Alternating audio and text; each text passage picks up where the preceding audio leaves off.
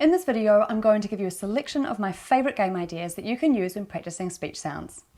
Hi, I'm Jane from Talking Made Easy. I'm a qualified speech and language pathologist, and today I'm going to give you some really simple and fun ideas for activities you can do with your child to make your at-home speech sound practice more fun. In this video, I will be busting the myth that you need a lot of resources, and I will be sharing activity ideas for each stage of your sound practice: the sound on its own, the sound with a vowel next to it, and the sound in a word. If you haven't already seen my video on the steps in teaching a sound, you can find it on the screen now. Be sure to have a look at that first so that you can figure out which game or activity will best suit your child. I often find that making speech sound practice fun and engaging is a challenging aspect for many families, and it is common that people feel that they need lots of stuff or specific games. Of course, this works, but in order to have fun practicing sounds, you don't need to have a lot of resources. So let's dive in and have a look at some activities you can do with your child today to make the practice a bit more fun and hopefully hold your child's focus for a few extra minutes. If you are practicing a sound on its own, I like to bring in a gesture or action of some description. For example, if I'm working on a S sound, then I like to bring in a snake arm. From there, I could then slither around being a little snake with the child. And as we slither around, we can make our sound. If practicing the f, I might make an angry cat claw and practice. Again, we can go around being angry cats doing our sound at each other. You can make up actions similar to these for any sound to make the practice more fun. I also like to bring the sound I am targeting into general play. For example, if you are playing with some cars, you can bring in your sound, even if it doesn't really fit.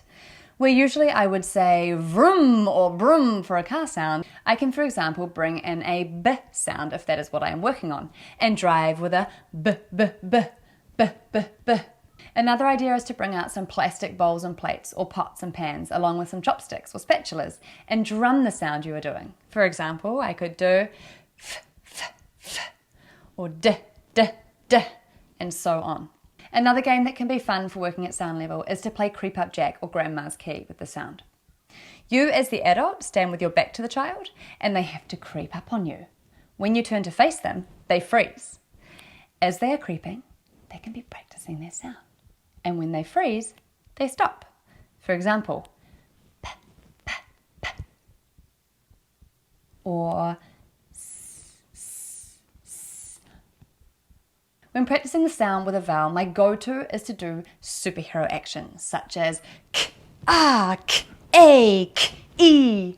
You can do this both when segmenting the sound in the vowel and also when blending it. So ka, ke, ki. See my video on steps in teaching sounds for more info if this segmenting and blending is sounding unfamiliar to you. These actions are supportive to learning, but also more energetic and active, and therefore more fun. Similar to the superheroes, you can do high fives where you elevate your hands for each part of the sound, high-fiving as you go. For example, k, a, k, a, k, e, ka, ke, ki. Lots of kids find this fun as they can make their actions really big, and often they enjoy making the sound really big or loud to match. K, a, k, a. My absolute favourite when it comes to practicing a sound in words is to do a treasure hunt. To do this, go around your house and find and collect where possible, or just point out things that start with your target sound. If you are gathering items, you can place them into a bag so that then this can turn into a lucky dip game later, where your child can pull out and label items from the bag. Another great game for words is to have picture cards that have words with your target sound on them, and place them under cans or old milk bottles and create a bowling game.